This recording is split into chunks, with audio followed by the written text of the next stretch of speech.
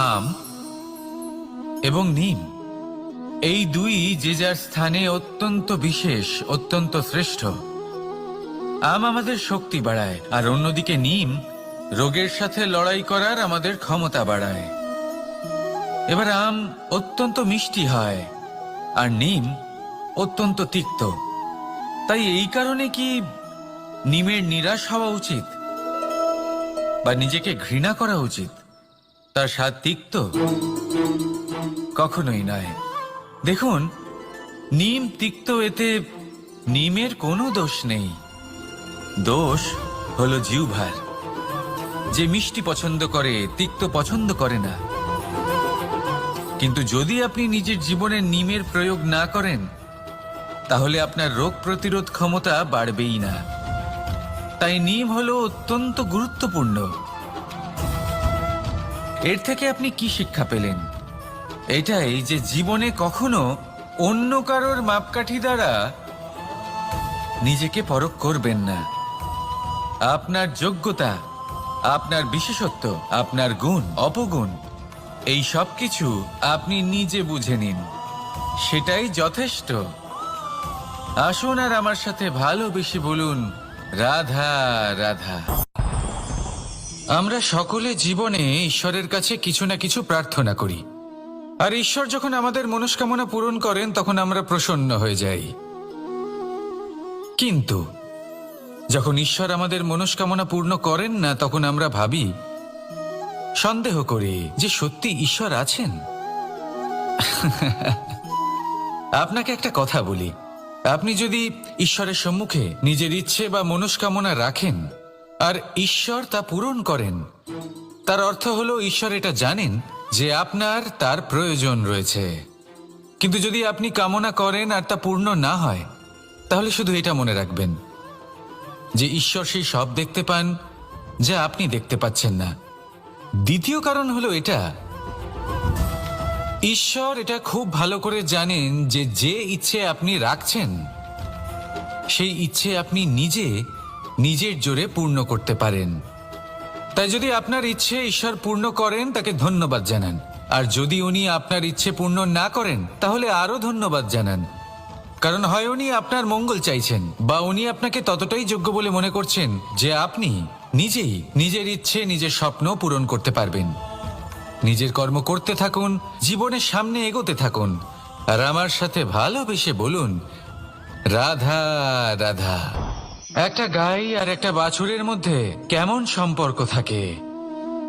একটা গাই নিজের বাছুরকে ডাকে, আর সেই বাছুর হাজার হাজার গাইয়ের মধ্যে থেকেও নিজের মাকে চিনতে পেরে যায় আর নিজের মায়ের সাথে এসে জড়িয়ে পড়ে।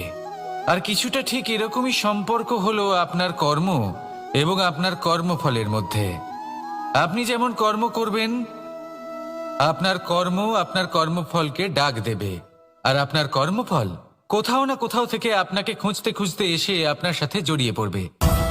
তাই উচিত এটাই হবে যে আপনি সৎকর্ম করুন, কারণ ঈশ্বর যদি আপনাকে আপনার ভুলের জন্য ক্ষমা করেও দেন, আপনার কর্ম কিন্তু করবে না। তাই যদি আপনি দুষ্কর্ম করতে চলেছেন, তাহলে আপনি প্রস্তুত থাকুন, আর যদি আপনি শুভ কর্ম করতে চলেছেন, তাহলেও আপনি প্রস্তুত থাকুন। আপনার কর্ম যেমন হবে তেমন ফল আপনার কাছে নিজে থেকেই চলে আসবে। আজ না হোক কাল, কাল না হোক অন্য কোনো সময়, অবশ্যই আসবে। আসুন আমার সাথে ভালোবেসে বলুন, রাধা রাধা। কোনো বাড়িতে, কোনো পরিবারে যখন কারোর জন্ম হয়, তখন তা কত সুখের মুহূর্ত হয়। সেই ছোট্ট সন্তান যখন কিছুটা বড় হয়, সে হাঁটার চেষ্টা করে, আর সেই প্রক্রিয়াতেও খুব বড় একটা শিক্ষা লুকিয়ে রয়েছে, ঠেলে দেওয়া। যখন আপনি হাঁটতে চান, সামনে এগোতে চান, তখন আপনি কি করেন? নিজের পায়ের তলার যে মাটি, তাকে আপনি পেছনে ঠেলে দেন। ব্যাস, এই একই জিনিস তো জীবনেও শিখতে হবে। এবার যদি আপনি জ্ঞানের পথে অগ্রসর হতে চান, তাহলে অজ্ঞানতাকে পেছনে সরিয়ে দিতে হবে। যদি আপনি প্রকাশের দিকে এগোতে চান, তাহলে অন্ধকারকে পেছনে সরিয়ে দিতে হবে। যদি আপনি ভবিষ্যতে সফল হতে চান, তাহলে অতীতের যে অসফলতাগুলিকে পেছনে সরিয়ে দিতে হবে। যে জল বইতে বইতে থেমে যায় তাকে আমরা নালা বলে থাকি, তার থেকে দুর্গন্ধ বের হয়। কিন্তু যে জল বইতেই থাকে তাকেই আমরা পবিত্র জল বলি। তাহলে আপনিও কর্ম করতে থাকুন, কখনো থামবেন না।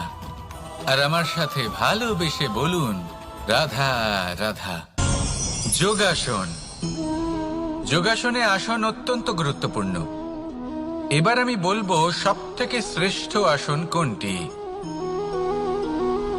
আশ্বাস। নিজেকে আশ্বস্ত করতে থাকুন যে আমি আছি, সব ঠিক হবে, যা হচ্ছে ভালোর জন্য হচ্ছে। এই আশ্বাস আপনাকে জীবনে এমন ধনাত্মক বিশ্বাস দেবে যে আপনি বড় বড় সমস্যার সমাধান করতে পারবেন। এবার যদি কথা বলি সবথেকে কঠিন সময়ের, তাহলে সেটা হলো বিচ্ছেদের। যা মা সীতাকে সহ্য করতে হয়েছে শ্রীরামের জন্য, রাধা কৃষ্ণকেও সহ্য করতে হয়েছে। যে ব্যক্তি বিচ্ছেদের সময় সঠিক পথে চলে এসেছে সে জীবনে অনেক শ্রেষ্ঠ স্থানে অবশ্যই পৌঁছতে পারবে। এবার যদি কথা বলি সবথেকে জরুরি এবং গুরুত্বপূর্ণ সময়ের, তাহলে সেটা হলো সংযোগ। সকলকে সাহায্য করতে থাকুন। আপনি অন্যদের সাহায্য করে তাদের যত আনন্দ দিতে পারবেন ততটাই আনন্দ আপনারও জীবনে অবশ্যই আসবে। আসুন আর আমার সাথে ভালোবেসে বলুন, রাধা রাধা। কামবোধ, এটাই আপনার অন্তরের প্রথম শত্রু। বেশিরভাগ মানুষই কামবোধ বলতে লালসা বোঝেন, কিন্তু এটা সম্পূর্ণ সত্য নয়। কামের আসল অর্থ হলো কামনা। এটা খুবই সহজ ব্যাপার। মনুষ্য শরীর থাকলে, মানুষের মন থাকলে এই কামনা অবশ্যই থাকবে। এবার এটাই দেখতে হবে যে এই কামনা নেতিবাচক কামনা নাকি ইতিবাচক কামনা। অন্য কারোর জিনিসে নজর দেওয়া, অন্য কোনো মানুষের উপর নজর দেওয়া, কোনো অনুচিত বস্তুর দিকে নজর দেওয়া, এই নেতিবাচক কামনা। আর এই দুষ্কামনা মানুষকে দিয়ে অপকর্ম করাবেই করাবে। তাই মনে রাখবেন, যে ব্যক্তি নিজের কামনাকে নিয়ন্ত্রণে রাখতে পারেন তিনি সঠিক পথেও থাকেন, সঠিক লক্ষ্যে পৌঁছতেও পারেন। যিনি কামনা নিয়ন্ত্রণে রাখতে পারেন না তিনি তার পথও হারিয়ে ফেলেন এবং লক্ষ্যচ্যুতও হন। তাই মনে রাখবেন, নিজের কামনাগুলিকে নিয়ন্ত্রণে রাখুন। কাম নামক এই শত্রুর ওপর বিজয় লাভ করুন। আর আমার সাথে ভালোবেসে বলুন, রাধা রাধা। আমাদের জীবনে দুই ধরনের সম্পত্তি হয়ে থাকে। এক হলো ভৌতিক সম্পত্তি, এক হলো জৈবিক সম্পত্তি। অর্থ, সম্পদ, সুবিধে, খাদ্য, এইসব ভৌতিক সম্পত্তির মধ্যে পড়ে। ব্যক্তি, মিত্র, পরিবার, আমাদের আপনজন, আত্মীয় স্বজন সব জৈবিক শ্রেণীতে পড়ে। আর প্রত্যেক মানুষের পক্ষে এই বিভাজন বোঝা অত্যন্ত আবশ্যক। কারণ মূলত আমাদের ব্যবহার দুই রকমের হয়ে থাকে। হয় আমরা ভালোবাসি বা আমরা সদ্ব্যবহার করি। আর সবথেকে বড় ভুল আমরা তখন করি যখন আমরা বুঝতেই পারি না যে ভালোবাসবো কাকে আর ব্যবহার করব কাকে। আমরা ভৌতিক সম্পত্তি ভালোবেসে ফেলি আর ব্যবহার করি জৈবিক সম্পত্তিকে, যেখানে এটা অনুচিত। জৈবিক সম্পত্তিকে ভালোবাসুন আর ভৌতিক সম্পত্তিকে ব্যবহার করুন। যেদিন আপনার মধ্যে এই বোধ জাগ্রত হবে যে কাকে ভালোবাসবেন আর কাকে ব্যবহার করবেন, সেই দিন আপনার জীবনে শুধুই শান্তি বিরাজমান হবে। আর তখন এই মন প্রসন্ন হয়ে বলবে, রাধা রাধা। কাল, আজ এবং কাল, আমাদের সমগ্র জীবন এই তিনটির আশেপাশেই ঘুরতে থাকে। আমরা সবসময় বিগত সময়ের বিষয়ে ভাবতে থাকি। অতীতে যদি আমাদের দ্বারা কোনো ভুল হয় সেই বিষয়ে ভেবে ভেবে আমরা সবসময় অনুতাপ করতে থাকি। এটা উচিত নয়। দেখুন, অতীতের থেকে শিক্ষা লাভ করা অত্যন্ত আবশ্যক, কিন্তু সেই ভুল যাতে আবার না হয় সেই কাজটা কিন্তু আপনাকে বর্তমানেই করতে হবে, তাই না? দ্বিতীয় কথা, আমরা সবসময় ভাবি আগামী দিনের বিষয়ে, ভবিষ্যতের বিষয়ে। আমরা ভাবি যে কাল করে নেব, আজ এই কাজ করতে পারছি না, কোনো ব্যাপার নয়, কাল করে নেব। আজ কাজটা শুরু করতেই পারলাম না, কোনো ব্যাপার নয়, কাল করে নেব। আজকের দিনটাই ভালো ছিল না, কোনো ব্যাপার নয়, সেটা কাল করে নেব। ব্যাপারটা বুঝুন, আপনি নিজের সময় নষ্ট করছেন। দেখুন, এই যে কাল, তা কখনোই আপনার হাতে আসবে না। তাই যে কাজ করতে চান সেটা আজকেই করুন, অন্তত শুরুটা করুন। কারণ এই আগামী সময় তা সবসময় আপনার থেকে এক কদম আগে থাকবে, একদিন এগিয়ে থাকবে। জানেন কেন? কারণ এই কাল আপনার জন্য অপেক্ষা করবে না, সেই জন্য আপনিও এর জন্য অপেক্ষা করবেন না। যা করার তা আজকেই শুরু করুন। কারণ যে বর্তমানে নিজের ভিত স্থাপন করেন না, ভবিষ্যৎকালে তার সুন্দর শক্তিশালী ভবন কখনো নির্মাণই হয় না। আসুন আর আমার সাথে ভালোবেসে বলুন, রাধা রাধা। সাফল্য খুব সহজ এক শব্দ। এটা হলো সেই সব শব্দের মধ্যে অন্যতম যা মানুষ একটু বুঝলেই ভাবেন সব বুঝে ফেলেছি। আর যেই উনি বুঝতে পারেন সাফল্য কি, আজীবন সেই সাফল্যের পেছনেই ছুটতে থাকেন। এই সাফল্য হলো একটা খেলার মতো, যাতে মানুষ নিজের সমস্ত জীবন বাজি লাগিয়ে দেন।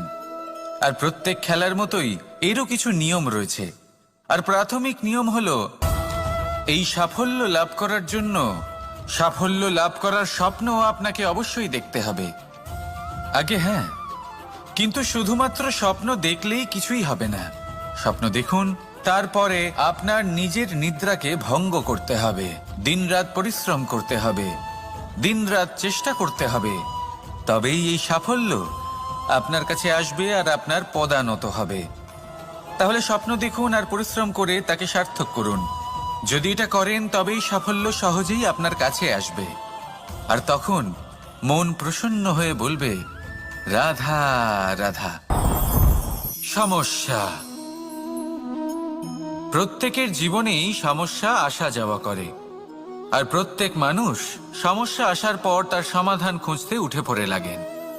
কিন্তু যখনই সমস্যার সমাধান হয়ে যায়, আমরা সুপ্রসন্ন হয়ে যাই এবং অসাবধানও হয়ে যাই। আমাদের মনে হয় যে আমরা সম্পূর্ণরূপে সমস্যার অন্ত করেছি, কিন্তু কোথাও না কোথাও একটা ছোট্ট বীজ রয়েই যায়।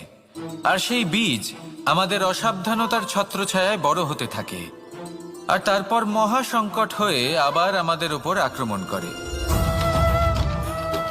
এই সংকট যে কোনো রূপে আসতে পারে, কোনো শত্রুর রূপেও আসতে পারে, বা কোনো মহামারীর রূপেও আসতে পারে। সেই জন্য সবসময় সাবধান থাকাই উচিত।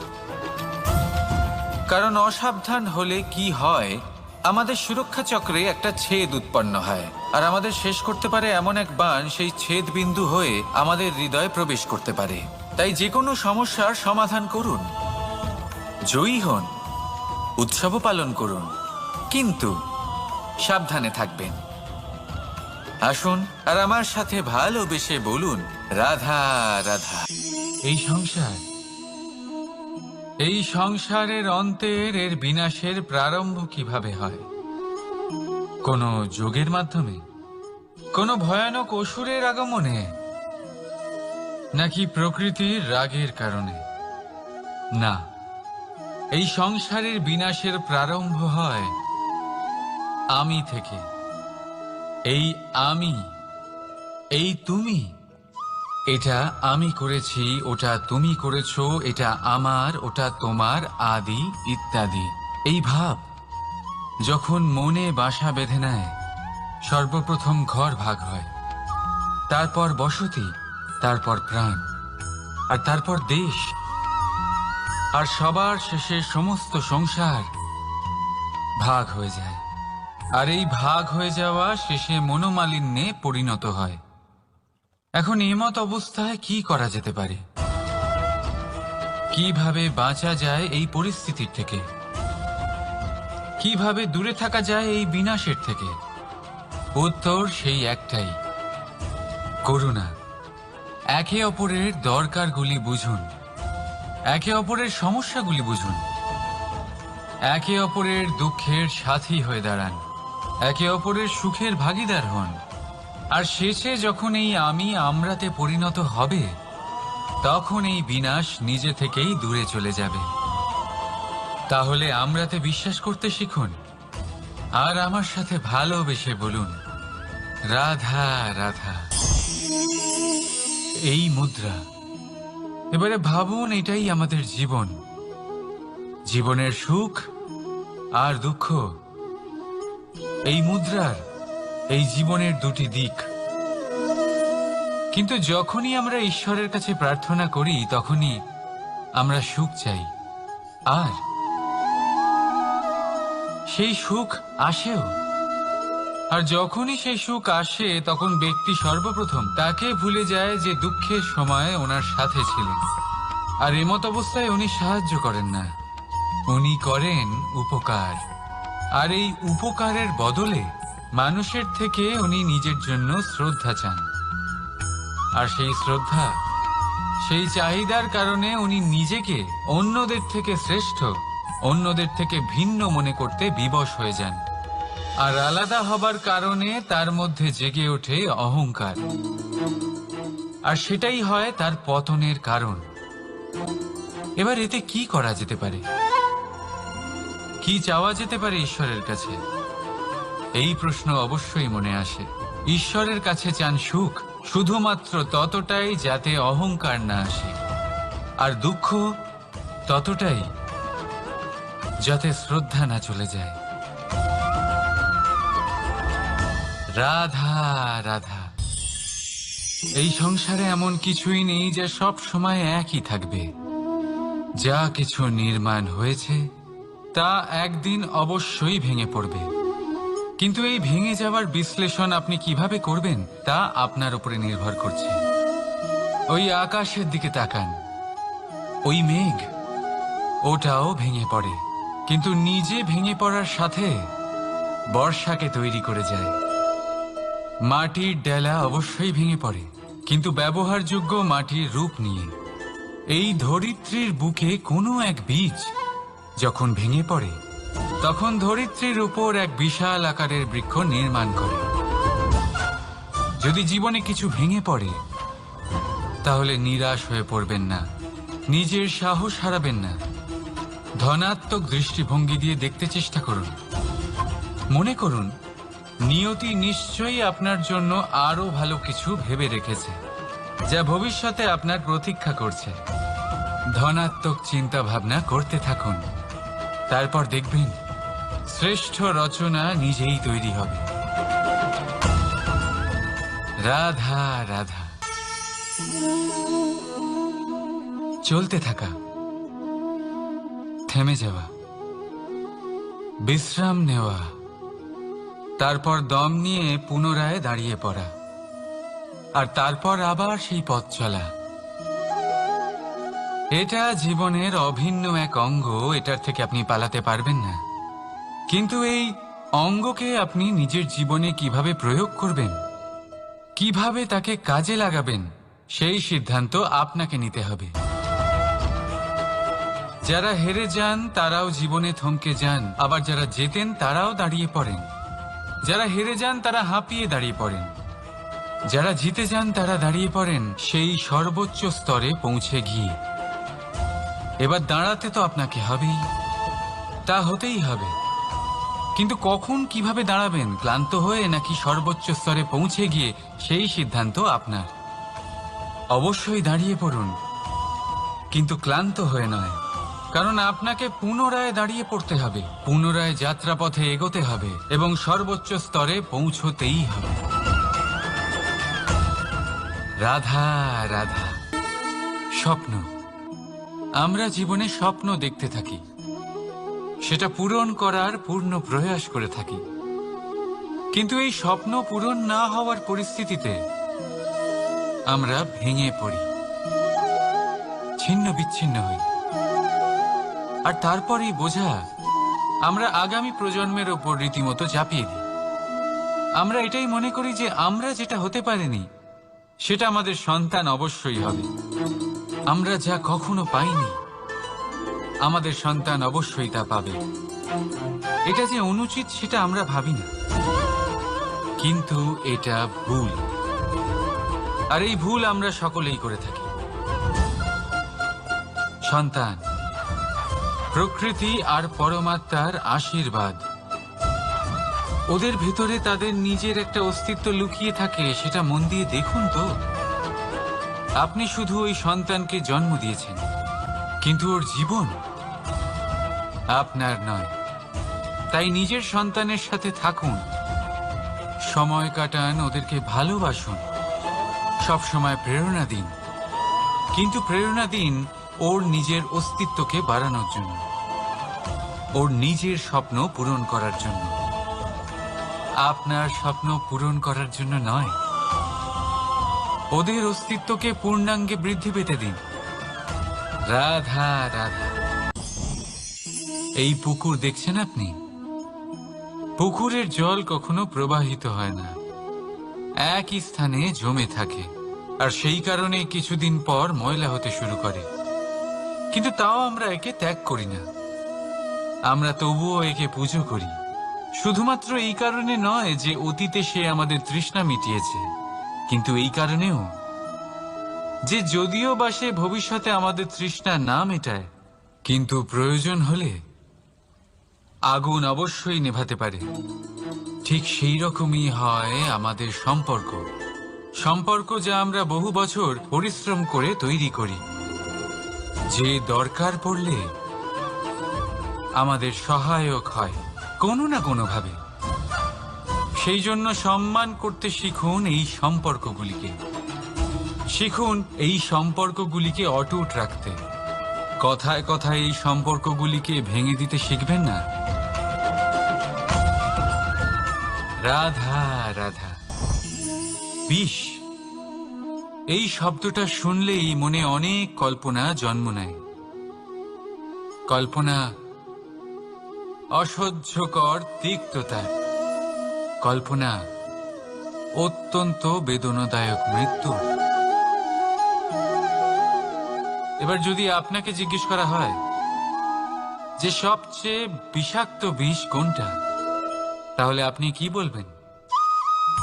কেউ বলবে সর্পের বিষ, কেউ বলবে কাঁকড়া বিছের, কেউ বলবে কালকিউটের বিষ।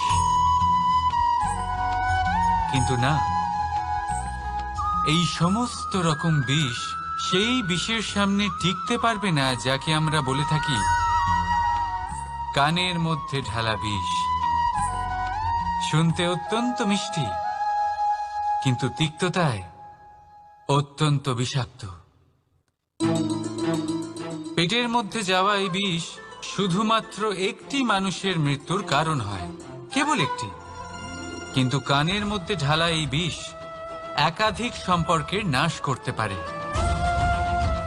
আর এটাতে সেই ব্যক্তির ভুল নেই যে আপনার কানে বিষ ভরেছে, আপনি তাকে দোষ দিতে পারেন না। এখানে দোষ আপনার নিজের, যে এই বিষকে আপনি নিজের উপরে প্রভাব ফেলতে দিয়েছেন, এই বিষকে সুযোগ দিয়েছেন আপনার ক্ষতি করতে। এটা আপনার ভুল। সেই জন্য কুমন্ত্রণায় কখনো কান দেবেন না। আপনার মনে ভালোবাসার দৃঢ়তা জাগিয়ে তুলুন আর নষ্ট করে দিন এই সংসারের সমস্ত বিষের প্রভাবকে। রাধা রাধা। জীবন, আমাদের এই জীবন, সুখ আর দুঃখ, এই দুইয়ের মিশ্রণ। এদের সংমিশ্রণই জীবনের ভারসাম্য বজায় রাখে। এখন এই সুখ, সুখ এমন এক বস্তু যাকে সবাই খুঁজে চলেছে। দুঃখ এমন এক অনুভূতি যা সবার কাছে আছে।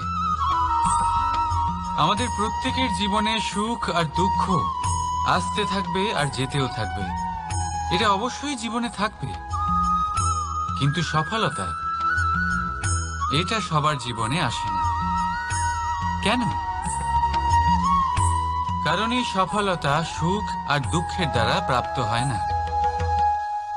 সফলতা প্রাপ্ত হয় নিজের উপরে বিশ্বাস করতে থাকলে। আকাশের ওই সূর্যকে দেখুন, সূর্যের বিশ্বাস আছে নিজের উপর যে সে সমস্ত জগৎকে আলোকিত করতে পারবে। নিজের প্রথম রশ্মি দিয়ে অন্ধকারকে দূর করতে পারবে। সূর্য এই বিশ্বাস নিয়েই আসে, আর কিছুক্ষণের মধ্যেই সমস্ত সংসার থেকে অন্ধকারকে বিনাশ করে ফেলে সে। তাহলে মনে রাখবেন, এই সুখের আভাস, এই দুঃখের অনুভূতি আসতেও থাকবে আর যেতেও থাকবে। শুধু নিজের উপরে বিশ্বাস রাখুন, তারপর দেখবেন এই সফলতা আপনার দাস হয়ে থাকবে। রাধা রাধা। চাঁদ কত শ্রেয়, শুভ্র, কত সুন্দর। কিন্তু যদি আপনি মনোযোগ সহকারে দেখেন তাহলে দেখবেন এই চাঁদেও দাগ আছে। আর এই দাগগুলি থাকার কারণে কি এই চাঁদের মাহাত্ম্য কখনো কমে যায়? কখনো নয়। এর কারণ হলো চাঁদের নিরন্তর চেষ্টা। একবার এই আকাশে দেখুন, এই অন্ধকার সবসময় চেষ্টা করে চাঁদকে ঢেকে দেওয়া, কিন্তু এই চাঁদ সবসময় এই অন্ধকারের সাথে লড়াই করতে থাকে। অমাবস্যা থেকে শুরু করে চাঁদের এই যাত্রা পূর্ণিমা অবধি পৌঁছেই যায়। আর তাই এই চাঁদের পুজো করা হয়, এই কারণে এই চাঁদকে মাহাত্ম্য দেওয়া হয়। এইভাবেই যদি আপনার মধ্যে কোনো দোষ থাকে, কোনো খারাপ কিছু থাকে, তাহলে সেটা কোনো বড় ব্যাপার নয়। চেষ্টা করুন সেটাকে শুধরে নেওয়ার, কিন্তু সেই কারণে নিজেকে খারাপ মনে করা এটা অনুচিত। নিজের ভুলগুলো, নিজের দোষগুলো, নিজের খারাপ দিকের কথা ভুলে আপনি এই সংসারের ভালোর দিকে প্রস্থান করেই দেখুন না। আপনি দেখবেন আপনার অন্তরের তেজ ঠিকরে বেরোচ্ছে। রাধা রাধা। এই পিঁপড়েদের দেখছেন আপনি? সবাই একই রকমের। এদের মধ্যে তফাৎ খুঁজে বার করা অসম্ভব। মনে হয় যেন ওদের আলাদা আলাদা অস্তিত্বই নেই। কিন্তু যদি আপনি মন দিয়ে দেখেন তাহলে দেখবেন প্রতিটা পিঁপড়ের আলাদা কাজ নির্ধারিত, তাদের আলাদা অস্তিত্ব আছে।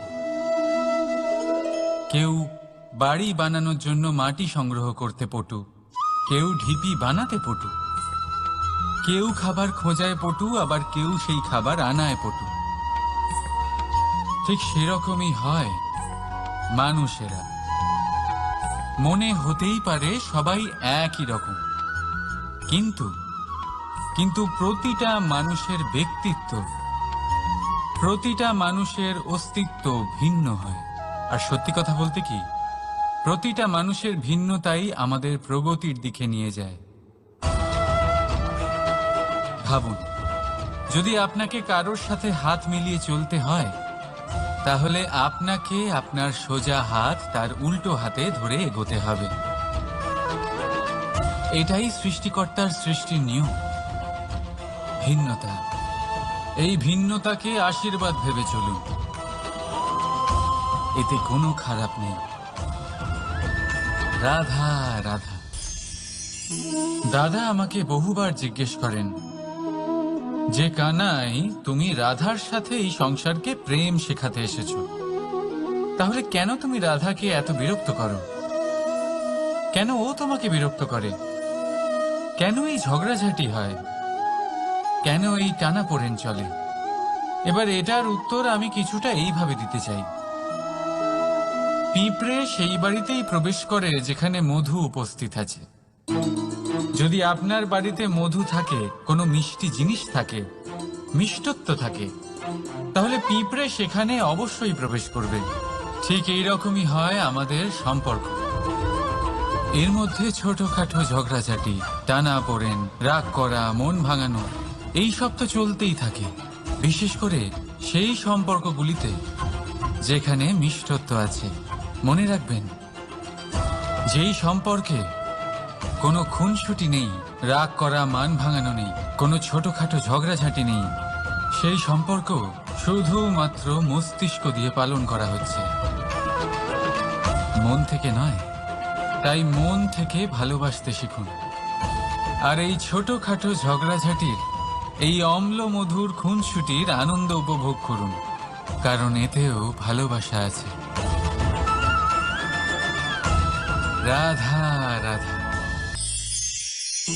এই পুস্তক বড়ই কাজের জিনিস।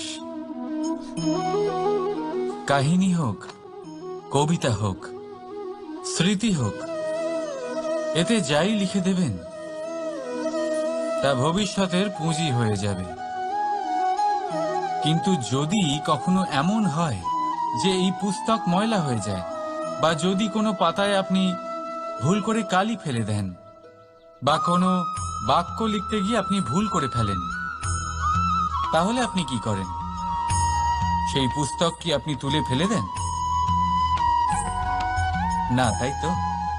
শুধু একটা পাতা ছিঁড়ে ফেলেন, যাতে সেই পুস্তক সঠিক থাকে, সুন্দর হয়ে ওঠে।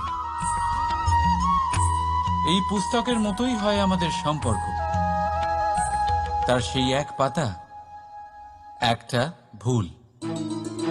তাই যে কোনো সম্পর্কে যদি কারোর কোনো ভুল হয়ে গিয়ে থাকে, তাহলে সেই ভুলকে সম্পর্ক থেকে দূরে করা সঠিক হবে।